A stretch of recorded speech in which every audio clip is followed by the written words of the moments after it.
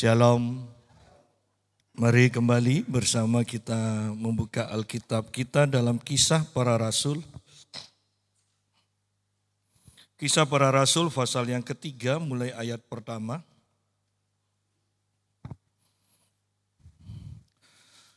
Petrus menyembuhkan orang lumpuh.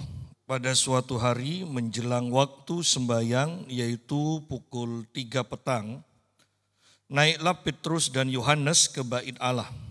Di situ ada seorang laki-laki yang lumpuh sejak lahirnya, sehingga ia harus diusung.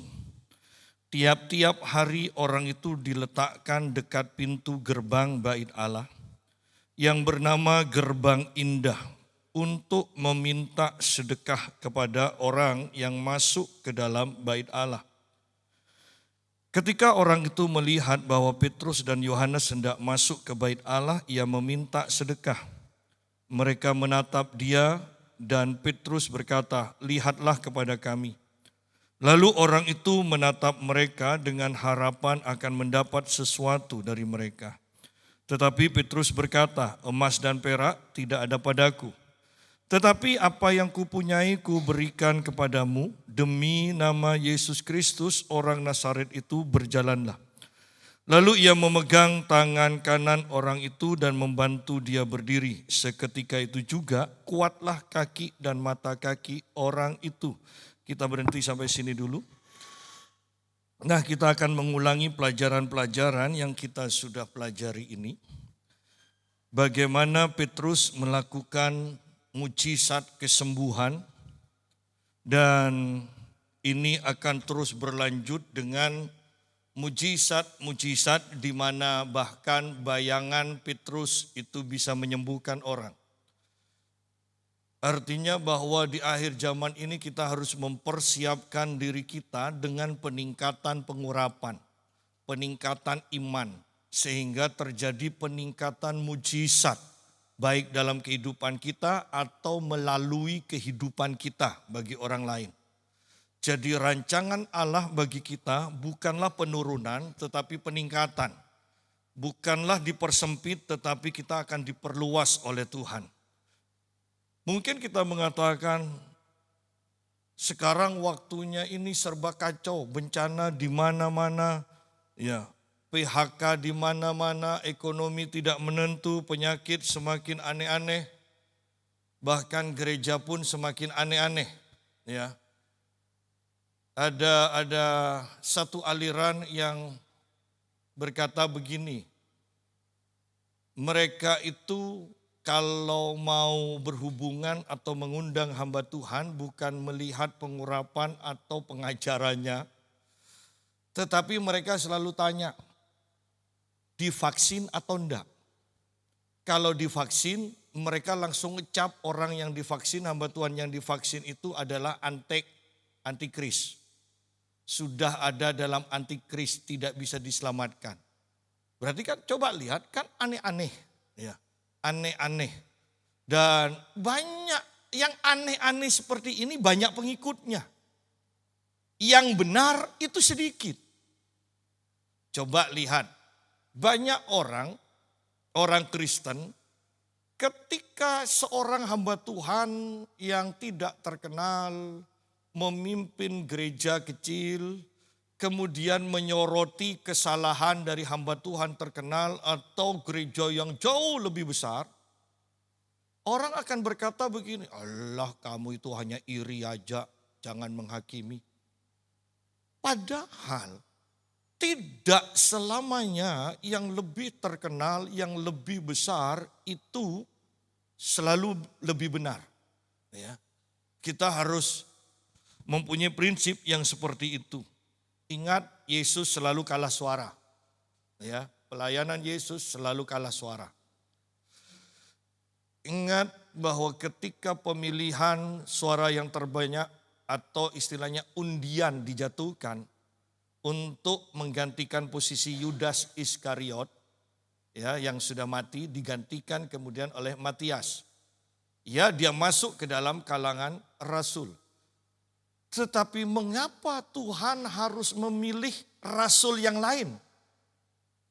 Ada orang yang mengatakan, Paulus adalah rasul yang ke-13 dan sebagainya dan sebagainya.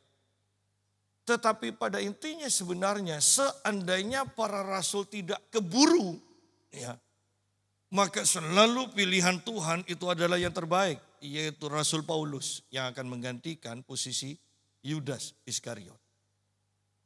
Tetapi karena para rasul yang lain terlalu keburu, mereka memakai undian, ya, untuk menentukan pengganti dari Yudas Iskariot.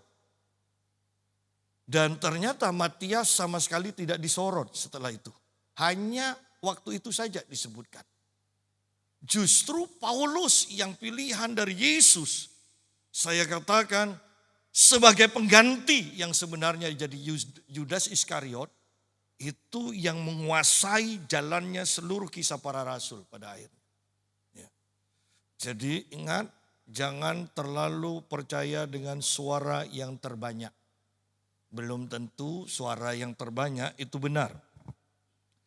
Nah, kita akan lihat di sini pelajaran pada suatu hari menjelang waktu sembahyang. Yaitu pukul 3 petang naiklah Petrus dan Yohanes ke bait Allah. Berulang-ulang ayat pertama ini saya sudah katakan, ingat kata menjelang. Bukan pada waktu sembahyang kita datang atau di tengah-tengah waktu sembahyang. Ingat jam ibadah kita itu kalau pagi jam 6, bukan jam 6 lebih 5. Ya. Saya lihat kita mulai mengendor di hari-hari terakhir ini. Ya. Ibadah dimulai jam 6 lebih 5 atau bahkan petugas datang jam 6 lebih 5. Saya berani menyampaikan sekarang karena tidak ada yang telat. Ya. Kalau ada yang telat kemudian saya menyampaikan ini, wah Pak Yusak kembali kumat sindir-sindirannya. Ya. Enggak, tapi ini sudah berkali-kali saya lihat. Kok tidak ada perubahan ya? Padahal di sini kan sudah jelas menjelang. Bagaimana kalau kita pacaran? Ingat, seandainya kita itu telat dengan janji, itu bisa-bisa kita tidak dibukai pintu lagi loh sama pacar kita. Ya. Bagaimana kalau nanti akhir zaman, masa pengangkatan, ingat 5 gadis bodoh, 5 gadis bijaksana, telat. Tidak dibuka loh pintu. Ya. Ayo biasakan jangan terlambat. Ya, jangan terlambat. Biasanya orang-orang yang suka datang terlambat itu kelas bawah. Biasanya. Kalau Anda perhatikan ada orang bertanya. Ada orang bertanya, kenapa kau berhasil dalam pekerjaanmu? Dan dikatakan begini, ingat ketika kamu bekerja, kamu datang jam berapa? Orang itu menyebutkan, saya datang jam segini. Ketika kamu datang jam segitu, apakah kamu melihat saya sudah ada di kantor? Oh iya. Kamu pulang jam berapa? Ditanya. Kemudian bosnya ini berkata lagi, ingat ketika kamu pulang, apakah saya pulang? Oh tidak Pak, Bapak masih kerja. Itulah salah satu kunci kesuksesan saya, dia bilang. Saya datang sebelum kamu datang, saya pulang setelah kamu pulang. Jadi apa yang ada tertulis di Alkitab ini pun Anda harus perhatikan. Menjelang waktu sembahyang. Bukan pada waktu sembahyang itu sedang berlangsung. Menjelang, sebelum. Ya. Jadi biasakan kita itu bersemangat dalam beribadah, bersemangat dalam bekerja, sehingga sebelum waktu yang ditentukan kita sudah ada. Kita sudah siap. Saya sebetulnya lebih suka memberikan contoh daripada nasihat. Ingat sidang jemaat saya datang setengah jam sebelum ibadah.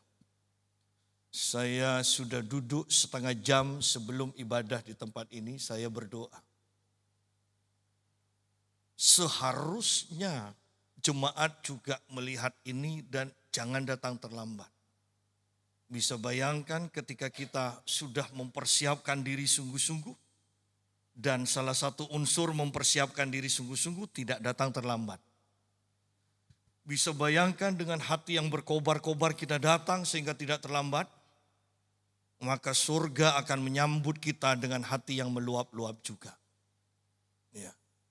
Mengapa kita selalu datang terlambat? Karena tidak ada gairah. Ya, tidak ada gairah.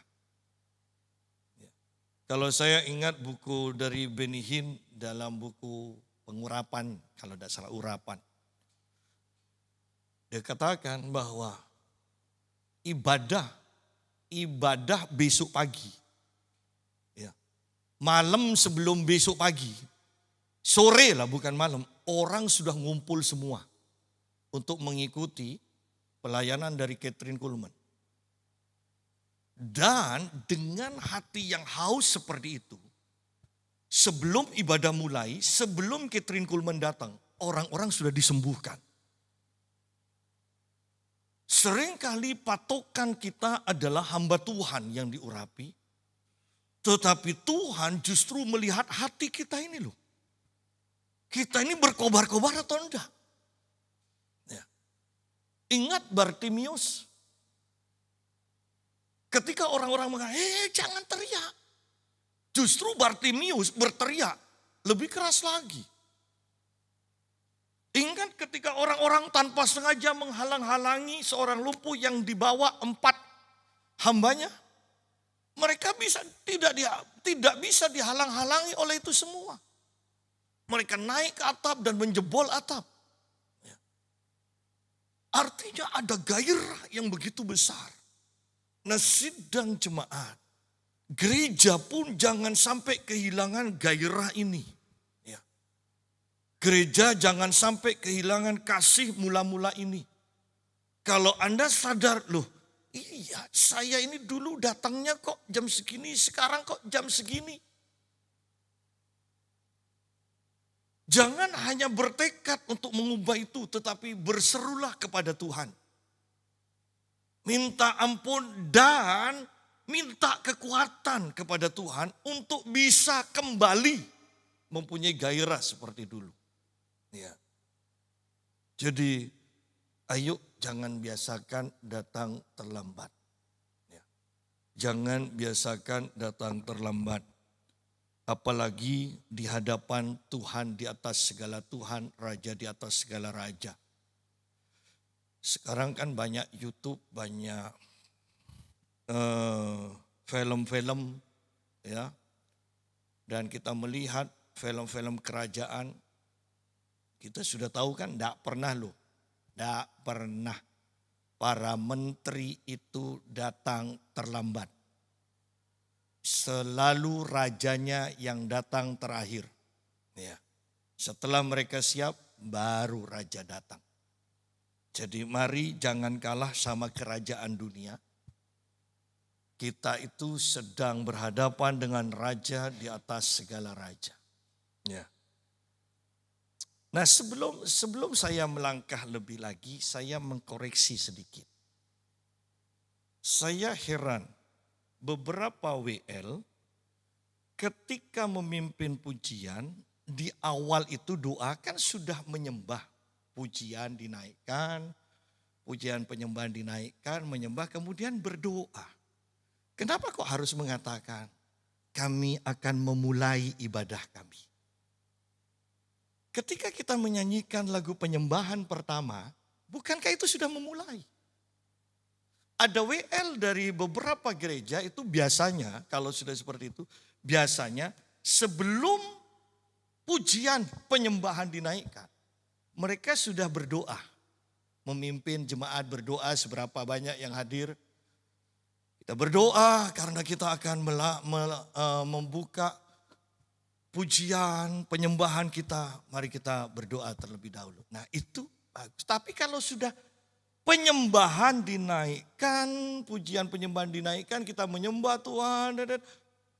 Kenapa ketika kita berdoa kita mengatakan, kami akan memulai ibadah. Padahal kadang ibadah kita itu penyembahan kita sampai 20 menit loh. Berarti sudah separuh perjalanan. Ya. Jadi ini hanya sekedar koreksi saja. Yang WL, yang pemusik jauh lebih hebat daripada saya. Pasti ngerti hal itu. Kita akan melangkah selanjutnya di sini. Ayat 2, di situ ada seorang laki-laki yang lumpuh sejak lahirnya. Sehingga ia harus diusung. Lumpuh sejak lahir. Tiap-tiap hari orang itu diletakkan dekat pintu gerbang bait Allah. Yang bernama Gerbang Indah. Untuk meminta sedekah kepada orang yang masuk ke dalam bait Allah. Nah, kalau kita lihat di sini, orang ini sudah jelas dikatakan lumpuh sejak lahir. Dibawa ke bait Allah, seharusnya kan mereka itu datang dengan satu tujuan yang pasti, yang benar, yang tepat. Sudah lumpuh sejak lahir, dibawa ke bait Allah, kok hanya sekedar meminta uang. Hanya untuk bisa bertahan hidup, karena lumpuh tidak bisa bekerja. Kenapa kok hanya itu yang diminta? Kenapa kok tidak pada poin yang tepat yang diminta? Yaitu kesembuhan ketika datang ke bait Allah. Oleh karena itu, Yesus pun menantang Bartimius ketika dia datang. Engkau mau apa? Supaya mataku melihat Tuhan. Bartimius datang kepada Yesus. Dia pengemis, iya dia kekurangan uang. Dia buta, dia pengemis, bukan orang kaya. Dan dia datang kepada Yesus. Dan Yesus bertanya, kamu minta apa? Bisa saja loh Bartimius, kalau seperti orang lumpuh ini, Bartimius akan mengatakan, Tuhan berkati aku dengan uang yang banyak supaya aku tidak perlu minta-minta. Kepanasan kalau musim panas, kehujanan kalau musim hujan di luar. Kalau engkau memberkati aku berlimpah, aku tinggal di rumah aja Tuhan. Bukan karena tidak mau bekerja, tapi kan Tuhan tahu mataku buta, berkatilah aku. Bisa saja seperti itu.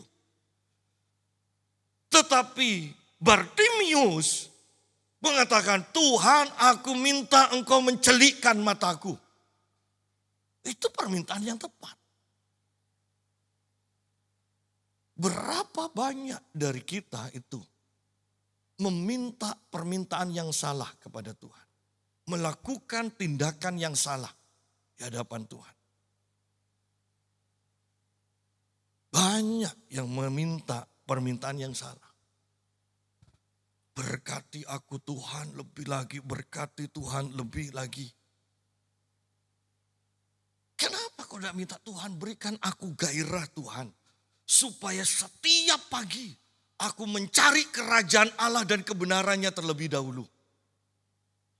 Karena ketika kita mencari kebenaran kerajaan Allah dan kebenarannya terlebih dahulu, maka semua itu akan ditambahkan pada kita, dikatakan.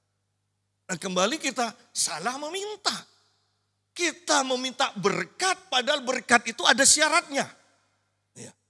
Syaratnya apa? Carilah kerajaan Allah dan kebenarannya terlebih dahulu. Nah untuk cari kerajaan Allah dan kebenarannya terlebih dahulu ini kita malas. Kenapa kau tidak minta kepada Tuhan? Gairah Tuhan, berikan aku gairah. Berikan aku semangat supaya aku bisa bangun pagi dan mencari kerajaan Allah dan kebenarannya terlebih dahulu. Tidak usah diminta berkat itu akan datang dengan sendirinya. Ya. Banyak orang yang menyalahkan Tuhan padahal permintaan mereka yang salah. Ada sebab yang kita terima. Sebab akibat ini kita Akibat, maksud saya akibat yang kita terima tanpa kita mau memperbaiki sebabnya ini loh. Tanpa kita melakukan sebab ini dan kita menginginkan akibat yang berbeda dari apa yang kita tidak lakukan.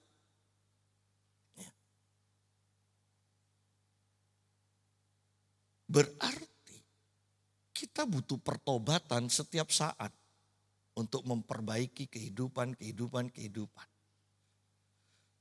Seseorang berkata begini, adalah hal yang mustahil, adalah hal yang gila, adalah hal yang bodoh. Kalau kita melakukan pekerjaan yang sama dan mengharapkan hasil yang berbeda. Ya. Kalau Anda berpikir, ini kok kurang ya berkatnya di sini. Yang harus diubah adalah apa yang kita kerjakan sebelum itu. Ya. Nah, orang lumpuh ini dikatakan dia lumpuh sejak lahir. Patut dikasihani, iya. Tetapi sekarang orang-orang membawa dia ke bait Allah. Seharusnya kan dia sudah membaca bagaimana bahkan bangsa Israel berseru, Tuhan, dahulu kami mendengar engkau melakukan mujizat, engkau mengadakan kesembuhan. Dan bangsa Israel berkata, lakukanlah lagi Tuhan. Seharusnya firman ini yang memenuhi hati dari orang lumpuh ini. Dulu Tuhan melakukan mujizat, dulu Tuhan menyembuhkan, Tuhan lakukan lagi untuk. Tetapi orang lumpuh ini hanya puas dengan sekedar hidup. Dia minta uang, sedekah. Padahal bait Allah, bahkan di sini dikatakan tiap hari orang itu diletakkan dekat pintu gerbang bait Allah. Tidak mau masuk, hanya di pintu gerbang yang bernama Gerbang Indah. Gerbangnya namanya bagus kan, Gerbang Indah.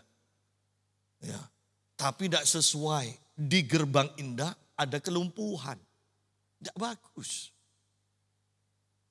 Ya. Rumah Tuhan, Yesus sendiri berkata, engkau menjadikan rumah Bapakku sebagai sarang penyamuk. Berarti itu berjalan tidak sesuai dengan fungsi yang sudah ditetapkan. Sehingga Yesus harus mengusir para pedagang itu dengan penuh kemarahan. Baru kemudian fungsi rumah Allah itu dikembalikan yang sebenarnya. Apa fungsinya? Rumah doa. Kesembuhan, mujizat terjadi setelah itu. Setelah rumah Allah itu dibersihkan oleh Yesus, baru Yesus katakan, rumah Bapakku akan disebut sebagai rumah bagi segala rumah doa bagi segala bangsa. Baru kemudian orang-orang membawa orang sakit ke dalam bait Allah itu dan Yesus menyembuhkan. Seorang hamba Tuhan, Sadhu Sundar Selvaraj, baru-baru ini datang ke Indonesia dan dia berkata, Indonesia akan dipenuhi bencana, intinya itu, dan Tuhan akan segera mengadakan penghakiman. Dan penghakiman pertama kali dilakukan di dalam rumah Tuhan. Bukan di tempat lain. Kalau kita datang di KKR kita bisa melihat, saya dan istri saya berkata begini, tidak pernah Pak Mutu ini semarah ini. Ya, soal perkembangan gereja di akhir zaman ini. Dan ketika saya berbicara, Pak Mutu itu hampir menangis. Saya tanyakan, kenapa kok sampai seperti itu? Dan dia akan menjelaskan, dia merasa kasihan dengan gereja-gereja yang kecil, gereja-gereja yang miskin. Sepak terjang dari gereja yang besar. Bahkan jemaat sebisa mungkin kita harus mengatakan pada anak kita, jangan ibadah di gereja itu. Anda bisa bayangkan di gereja kecil, di kota-kota kecil. Selesai ibadah, 2 mobil sudah menunggu untuk membawa jemaat yang baru selesai ibadah itu, dibawa beribadah lagi ke gereja tersebut. Kemudian ketika mereka duduk, ketika mereka melihat layar, semuanya jauh lebih enak, lebih menyenangkan. Kira-kira minggu depannya balik lagi ke gereja semula atau enggak? Langsung ke gereja. Yang kedua, betapa kasihan pendeta-pendeta yang seperti itu, yang ditinggalkan jemaatnya, Pak Mutu katakan. Dengan ada jemaat ajak mereka hidupnya belum tentu pas-pasan. Apalagi dengan jemaatnya diambil. Mengapa Pak Mutu marah soal perpuluhan? Dia bilang kasihan. Bayangkan pendeta di kota-kota kecil di pedesaan. Dengan pengajaran hamba Tuhan yang mengatakan perpuluhan sudah tidak berlaku. Anda bisa bayangkan kalau jemaatnya mendengar itu dan tidak memberi perpuluhan. Dan yang membawa pengajaran ini sekarang tergeletak di rumah sakit. Ya, tergeletak di rumah sakit, stroke. Tidak ngomong soal perpuluhan sudah. Ya. Sidang jemaat. Kalau saya mau katakan begini. Saya sudah melihat, saya anak seorang gembala. Saya sekarang gembala. Saya melihat kuasa perpuluhan itu. Saya melihat kehidupan jemaat dari yang zamannya papi. Kan kalau perpuluhan dihitung saya tahu. Mana yang tidak ngasih perpuluhan, mana yang perpuluhannya lucu kan. Hamba Tuhan tuh kan harusnya tertawa kan.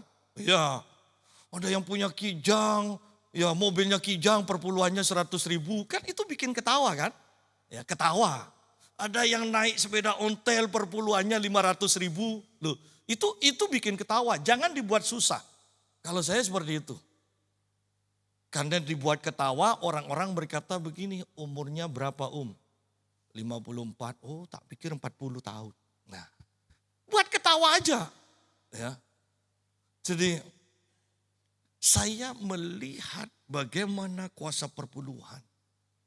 Sudah jelas Yesus katakan ketika menyinggung perpuluhan, Matius 23 ayat 23.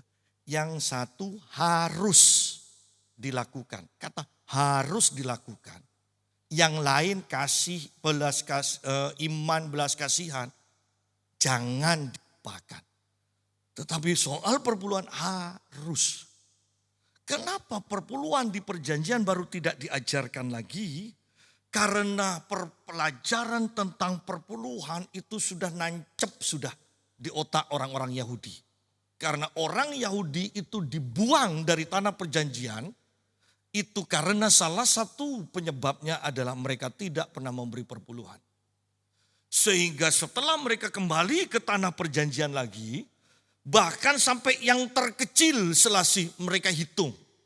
Karena mereka tidak mau mengulangi itu lagi. Ya. Itu sudah tertancap.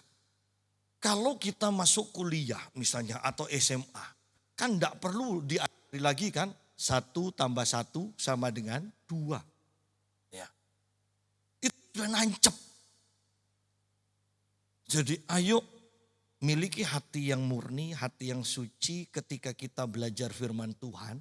Sehingga firman ini tidak dibolak-balik sesuai dengan keinginan kita. Ya, yuk kita lanjutkan di sini sekarang. Ayat 3, ketika orang itu melihat bahwa Petrus dan Yohanes hendak masuk ke bait Allah, ia meminta sedekah. Nah, permintaannya salah.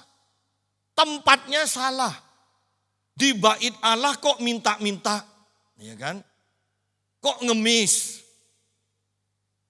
Permintaannya salah, tempatnya salah. Ayat 4, mereka menatap dia dan Petrus berkata, lihat kepada kami. Lalu orang itu menatap mereka dengan harapan akan mendapat sesuatu dari mereka. Tetapi Petrus berkata, emas dan perak tidak ada padaku. Tetapi apa yang kupunyai kuberikan kepadamu. Demi nama Yesus Kristus orang Nazaret itu, berjalanlah. Lalu ia memegang tangan kanan orang itu dan membantu dia berdiri. Seketika itu juga kuatlah kaki dan mata kaki orang itu. Ia melonjak berdiri lalu berjalan kian kemari, dikatakan. Nah, kalau kita lihat di sini, terus berkata, lihat kepada kami. Yang harus kita perhatikan, kalau Petrus selanjutnya mengatakan emas dan perak tidak ada padaku. Dan ini bukan hanya kata-kata pemanis. Ya kan? Banyak hamba Tuhan sekarang kan mengatakan saya tidak punya uang. Ya kan? Tapi naiknya BMW. Ya kan? Di dompet saya tidak ada uang. Oh iya, mainnya kredit card semua ATM. Ya kan? Tapi kalau Petrus katakan emas dan perak tidak ada padaku, memang tidak ada. Memang tidak ada. Itu diganti dengan kuasa nama Yesus. Kalau kita lihat dasarnya, Petrus mengatakan emas dan perak tidak ada pada aku. Mari kita lihat Matius pasal yang keempat. Matius pasal yang keempat, ayat yang ke-18 sampai ayat 22. Saya bacakan dengan cepat. Dan ketika Yesus sedang berjalan menyusur danau Galilea, ia melihat dua orang bersaudara yaitu Simon yang disebut Petrus, lalu Andreas saudaranya. Mereka sedang menebarkan jala di danau, sebab mereka penjala ikan. Yesus berkata kepada mereka, mari ikutlah aku, dan kamu akan kujadikan penjala manusia. Lalu mereka pun segera meninggalkan jalannya, dikatakan, dan mengikuti Yesus. Dan setelah Yesus pergi dari sana, dilihatnya pula dua orang bersaudara, yaitu Yakobus anak Zebedius dan Yohanes saudaranya, bersama ayah mereka. Zebedius sedang membereskan jala di dalam perahu. Yesus memanggil mereka, dan mereka segera meninggalkan perahu serta ayahnya, lalu mengikuti dia. Lihat, Petrus dan Andreas di sini meninggalkan jalannya. Berarti dia meninggalkan pekerjaannya. Yohanes dan Yakobus dikatakan meninggalkan perahunya. Dan ayahnya, berarti seluruh kekayaannya, warisannya, bahkan ayahnya ditinggalkan untuk mengikut Yesus. Sehingga kita tahu bahwa apa yang dikatakan Petrus itu bukan hanya sekedar pemanis bibir. Ya. Itu adalah kenyataan yang sebenarnya. Emas dan perak tidak ada padaku. Karena Petrus sudah meninggalkan segalanya. Lukas pasal yang kelima berkata begini. Lukas pasal yang kelima ayat yang ke-11. Dan sesudah mereka menghela perahu-perahunya ke darat, mereka pun meninggalkan segala sesuatu lalu mengikut Yesus. Kata meninggalkan segala sesuatu lalu mengikut Yesus. Ya. Matius 16 ayat 24 berkata bahwa kalau seseorang tidak meninggalkan, tidak menyangkal dirinya pikul salib, dia tidak bisa mengikut Tuhan. Sangkal diri, pikul salib, baru ikut Tuhan. Dikatakan. Sama kok, Petrus, Andreas, Yohanes, Yakobus. Meninggalkan segala-galanya, baru mengikut Yesus. Ya. Kalau kita orang Kristen kan diajar mengikut Yesus untuk mendapat segala-galanya. Artinya begini, bahwa kita sudah punya, kemudian ikut Yesus supaya dapat tambahan lagi. Yang kita punya tidak mau dilepas. Sekarang kita melihat banyak pendeta-pendeta yang bekerja dan bekerjanya itu lebih giat daripada pelayanan. Ya. Bahwa firman diubah sedemikian rupa. Ya. Bekerja menjadi semakin kaya. Yuk pertanyaannya. Kira-kira nyuap atau enggak? Buat BPOM aja. Teman saya di satu kota punya usaha kopi. Sudah melegenda untuk kota itu. Tetapi kan biasa usaha dulu tidak ada BPOM-nya. Sekarang terpaksa untuk membuat kopi itu bisa dikirim ke luar kota, ke luar pulau harus ada BPOM. Diurus setengah tahun belum keluar. Sudah diminta ini, ternyata katanya salah orang lagi, salah apa, pokoknya belum selesai. Padahal katanya ngurus sehari selesai, iya kan? Ternyata seharinya sama, seharinya Tuhan, iya kan? Satu hari sama dengan 1000 tahun. Ya. Nah, banyak pengajaran yang mengajarkan begini. Menjadi jemaat yang rasuli.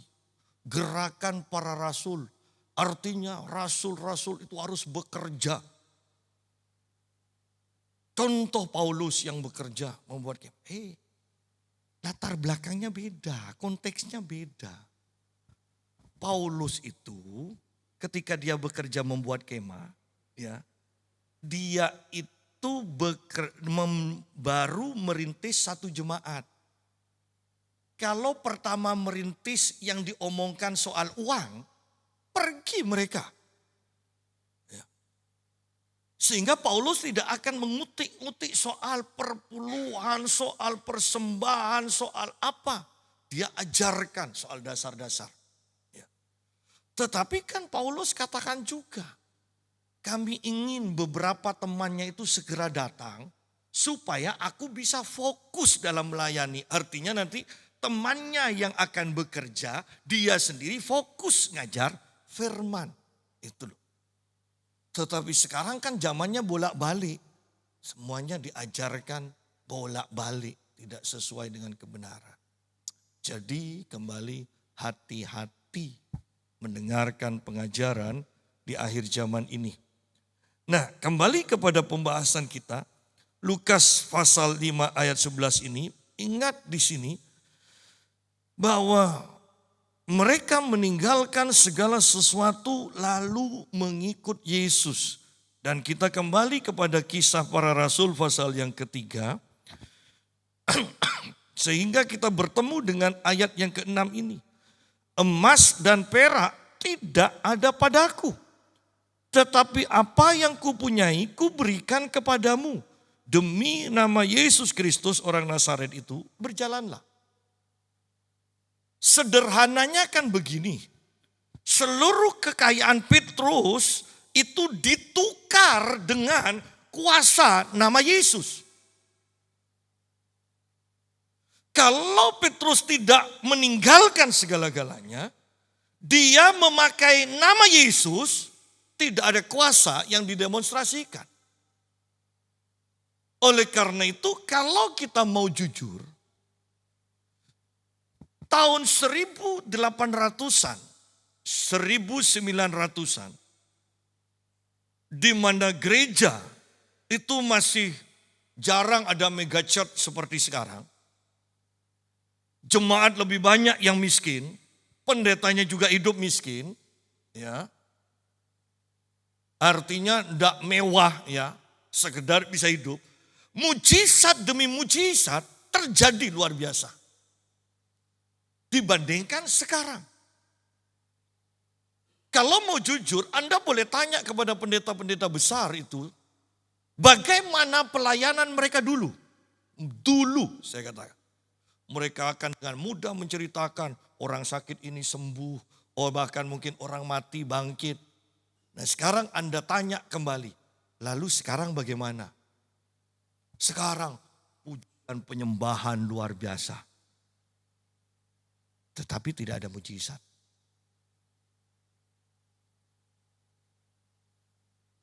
Kenyamanan itu berbahaya.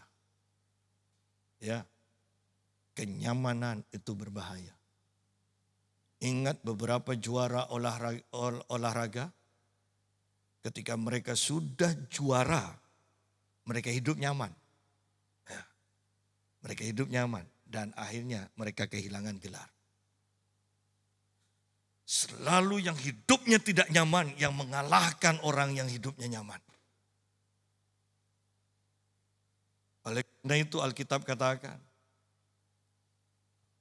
justru dalam kelemahanlah kuasa Tuhan sempurna atas hidupku.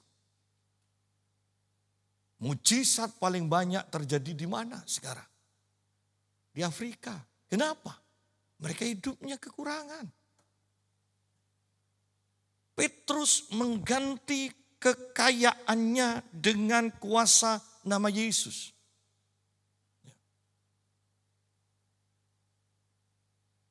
Smith Wigglesworth ketika naik di sebuah kereta, dia bertemu dengan ibu dan anak yang sakit dan dokter katakan sudah tidak ada harapan. Dan Smith Wigglesworth berkata, saya punya obat untuk segala macam penyakit. Obat apa? Saya minta. Saya pasti kasih, dia. Dan kemudian dia buka jaketnya, dia ambil Alkitab kecil. Ini obat untuk segalanya. Dan dikatakan, sebelum ibu dan anak itu turun dari kereta api, mereka disembuhkan sempurna. Bayangkan sekarang, kita punya Alkitab, bahkan mungkin dengan berbagai terjemahan. Tetapi kita kurang merenungkannya.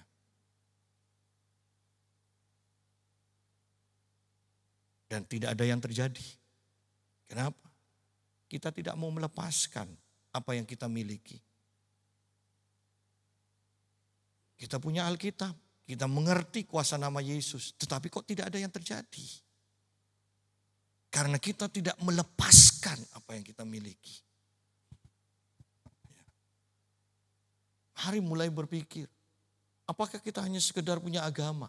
Mengapa tidak mau mengalami semua janji-janji Tuhan? Petrus meninggalkan segala-galanya. Dan dia sekarang hanya mempunyai nama Yesus. Elisa yang mendapatkan pengurapan 2 kali ganda dari Elia. Meninggalkan segala-galanya. Hanya sekedar untuk menjadi abdi kacung budak dari Elia. Dan dia mendapatkan 2 kali ganda pengurapan Elia.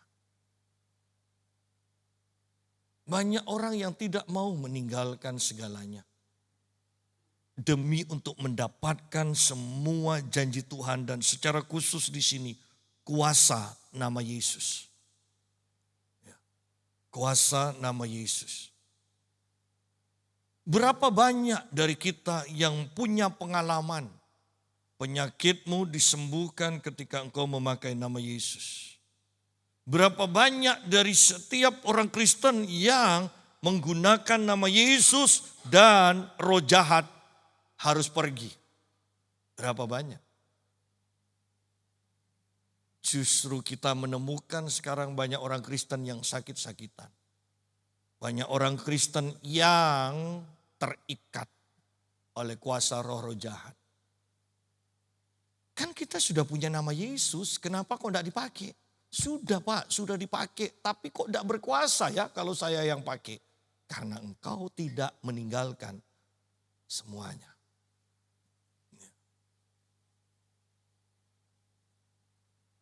Oleh karena itu,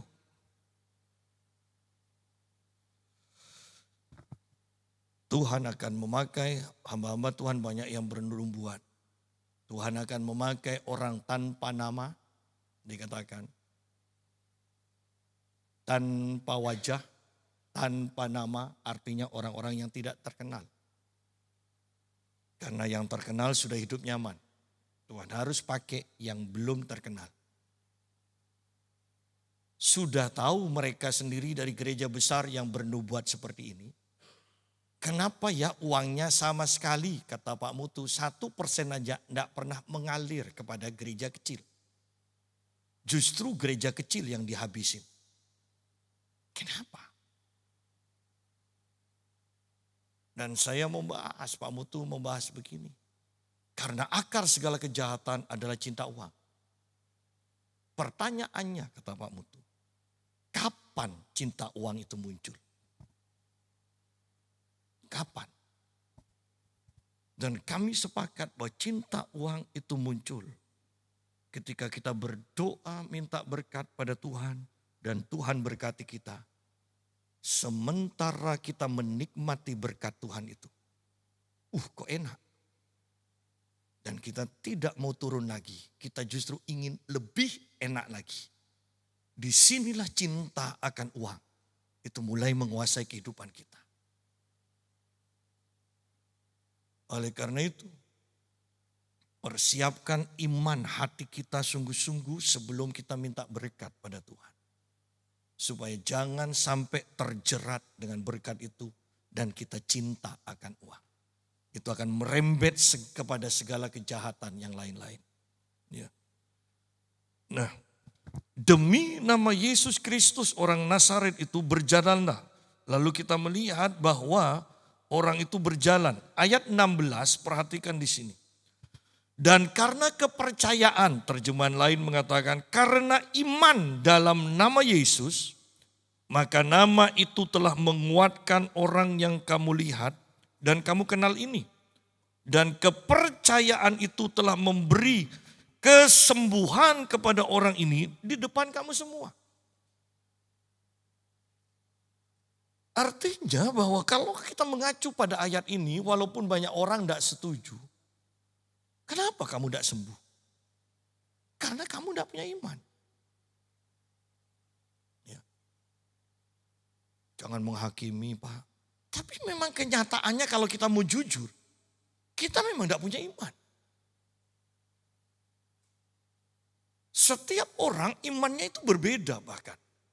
Ya. Ada orang yang punya iman. Mendapatkan berkat. Misalnya uang. Ada yang 3 juta. Coba paksa mereka untuk meminta 50 juta. Kalau mau jujur, mereka sendiri tahu. Tidak mungkin. Walaupun kalau dipaksa mereka mau berdoa, Tuhan berkati aku 50 juta. Tetapi hati ini mengatakan, tidak mungkin. Itu loh, iman itu tidak bisa dipaksa. Bagaimana untuk membangkitkan iman? Pola pikir kita ini loh yang harus dirubah. Ya. Pola pikir kita yang harus dirubah. Biasakan merenungkan firman sehingga itu mendarah daging dan iman akan bangkit dengan sendirinya. Pak Mutu berkata begini di hotel bersama saya. Kenapa orang miskin selalu miskin? Karena orang miskin selalu berkata, aku tidak punya uang. Dan Alkitab katakan,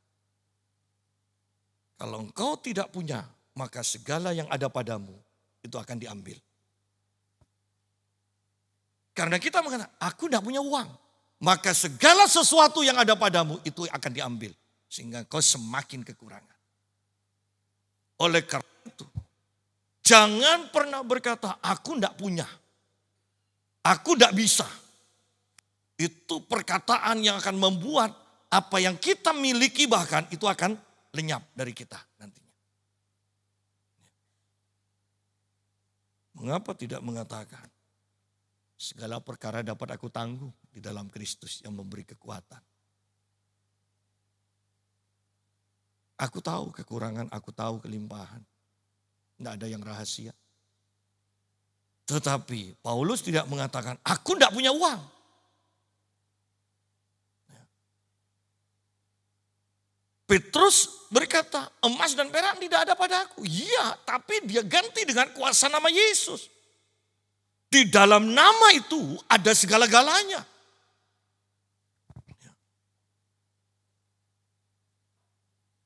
Karena iman, kepercayaan dalam nama Yesus, maka nama itu telah menguatkan orang yang kamu lihat dan kamu kenal ini.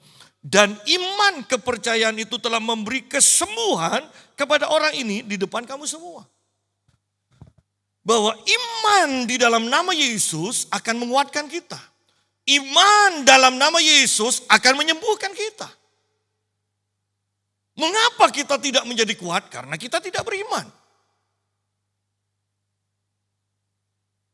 Karena kita tidak pernah merenungkan firman Tuhan. Ya. Karena Alkitab katakan, tidak ada yang mustahil bagi Tuhan. Tidak ada yang mustahil bagi orang yang percaya. Apakah kita percaya? Atau kita ragu? Kalau Anda mau jujur, iman tidak bisa dipaksakan. Iman tidak bisa dipaksakan. Ya. Saya ingat pernah berkata pada Anda menyampaikan firman, kesaksian bagaimana dulu ketika saya masih pengerja. Saya duduk di balkon dan Pak Mutu berkata, imani Pak Yusak 20 juta sebulan. Dan saya hanya senyum. Kenapa? Mau katakan amin, tidak ada iman. Mau nyaut, tidak mungkin. Masa hamba Tuhan bilang tidak mungkin. Ya main jalan tengah, senyum. Tetapi sejak itu pikiran itu menguasai saya. Terus. Dan saya bawa dalam doa. Saya katakan aku ingin. Bukan iman loh, aku ingin. Tapi itu terus. Satu saat saya berkata, kira-kira berapa perpuluhan saya ya? Kan karena saya tidak pernah sampai satu kemudian tahu semua. Biasanya pokoknya ada langsung dipakai untuk ini, untuk ke pusat, untuk ke hamba Tuhan yang miskin. Satu saat saya iseng saya hitung, wow ternyata 2 juta lebih, berarti nyampe sudah. Ya. Bagaimana bisa hidup di kota yang kecil seperti ini? Di gereja yang seperti ini, kok bisa seperti itu? Oh, cara Tuhan luar biasa, jangan batasi, jangan pikirkan bagaimana Tuhan akan bekerja. Ada orang di Surabaya yang mendengar Pak Yusak ketika saya ingat dia telepon saya ketika saya di Solo. Saya mendengar suara Tuhan. Suara apa Bu? Saya mendengar Tuhan berkata aku memberkati engkau untuk memberkati hambaku Yusak Kosasi. Jelas suara itu dia bilang. Dan ibu ini tiap bulan kirim saya 2 juta. Tiap bulan. Sudah berjalan 5 tahun lebih. Tiap bulan. Seorang ibu dari kota Ambon. Ketika sakit. Dia menelpon saya dan saya berdoa. Dan sejak itu dia disembuhkan, ada apa-apa dia selalu minta doa ke saya. Dia mau pergi terbang kemana dia selalu pamit ke saya, minta doa ke saya. Dan itu pun tiap bulan dia kirim 20 juta. Sehingga 2 juta tiap bulan. Sudah berjalan 5 tahun lebih juga. Dulu ada orang yang selalu ketemu dengan saya kalau saya pelayanan di kotanya. Dulu dia sering telepon saya minta doa. Ya hanya sekedar seperti itu, hubungan kami baik. Sekarang tiap dia telepon, Pak Yusak saya berkati ya. Itu walaupun kadang pernah 3 hari sekali. Dia telepon saya, selalu dia kirim 350, 500. Ada seseorang yang menganggap saya bapak rohaninya di Surabaya. Dan dia kirim saya Setiap bulan, kadang 500, kadang 1.700.000. Sidang jemaat, artinya bahwa ingat, kalau engkau tidak punya iman, tidak usah diucapkan. Diam aja, tapi pendam itu. Ingat Maria ketika dia tidak mengerti, dia diam. Tapi dia merenungkan terus dalam hatinya. Renungkan terus sampai iman muncul. Jangan batasi Tuhan. Jangan batasi Tuhan. Ya. Duh, saya kan kerjanya. Seringkali orang itu terpatok, saya kerjanya ini, gaji saya segini. Ya. Sehingga engkau sudah membatasi Tuhan untuk memberkati engkau dari berbagai orang, dari berbagai tempat. Padahal mudah bagi Tuhan. Ya. Jadi mari kita lihat kuasa iman di dalam nama Yesus ini. Nah, yuk kita lihat di sini. Lalu ayat 7, lalu ia memegang tangan kanan orang itu dan membantu dia berdiri. Seketika itu juga kuatlah kaki dan mata kaki orang itu, ia melonjak berdiri. Seandainya ini di film, fokus di film kaki orang ini, Anda bisa bayangkan orang-orang yang melihat kagetnya. Makanya Charles dan Francis Hunter berkata begini, kalau kami mendoakan orang sakit, kami tidak pernah tutup mata. Rugi kami kalau tutup mata. Dia pernah mendoakan jari yang dikatakan.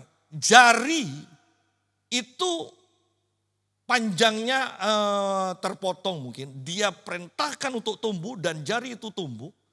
Ketika kuku juga tumbuh dikatakan. Dia lihat itu dan dia katakan ketika sudah cukup, dia katakan cukup dalam nama Yesus. Baru pertumbuhannya itu berhenti. Dan itu sesuatu yang sangat luar biasa. Dia bilang rugi kalau kami tutup mata. Anda bisa bayangkan di sini orang ini lumpuh sejak lahir. Kira-kira kakinya seperti apa? Lumpuh sejak lahir. Kecilnya seperti apa? Panjangnya seperti apa kira-kira?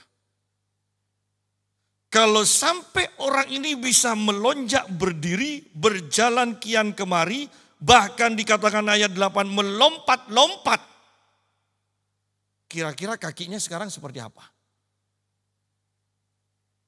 Ingat penglihatan dari Yehezkiel, bagaimana tulang-tulang yang kering kemudian menyatu, dan tulang-tulang itu kemudian tumbuh urat, tumbuh daging, tumbuh urat, tumbuh otot, tumbuh kulit. Bayangkan sekarang itu juga terjadi kepada orang lumpuh ini. Dan saya mau katakan begini, apa yang Tuhan lakukan, Dia akan lakukan lagi. Anda bisa bayangkan sekarang dengan canggihnya peralatan, ya, film bisa siaran langsung.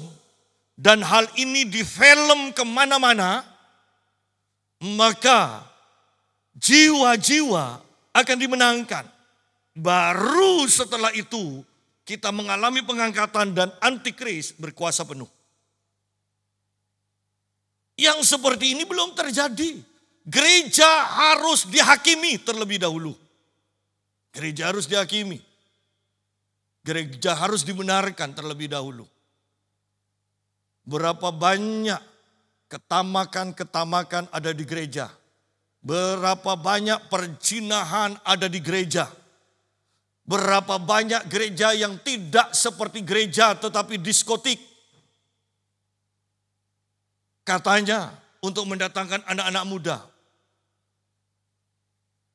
Lampu sorot hanya kepada WL, kepada singer. Yang lainnya orang tidak penting dikasih kegelapan. Ya. Apakah itu gereja? Sidang jemaat. Bahkan orang Kristen pun tidak kelihatan sebagai orang Kristen. Kenapa? Ke gereja tidak bawa Alkitab, hanya bawa HP. Tidak nyindir, negor. Ini, ya. Padahal sekarang orang kalau tidak salah Swedia atau Selandia Baru itu sudah mengatakan begini, kembali kepada buku. Kenapa? Karena ketika mereka tidak membaca buku, daya ingat mereka, ya, penalaran mereka ternyata berkurang, dia bilang. Ya. Anda lihat sekarang anak-anak SMA di Indonesia, 3 kali 6 tidak tahu, 5 kali 4 tidak tahu. Ya. Pancasila, udah hafal. Suruh main game pinter, tapi pelajaran tidak tahu apa-apa. Kan ngeri. Kalau mau jujur, dengan adanya ini saja, berapa banyak dari kita yang hafal lagu? Ingat dulu zaman ketika masih pakai buku? Supaya tidak repot-repot, tidak buka buku, kita terpaksa menghafal. Iya kan? PBSR, nomor 1, Mulia, Sembah Raja Mulia. Ingat. Ya, lagunya ingat. Ya. Sekarang mau lagu apapun, kebanyakan tidak hafal. Kebanyakan tidak hafal. Ya. Kenapa? Karena ketika kita tidak terbiasa dengan buku dan merenung, daya ingat kita pun tidak akan kuat.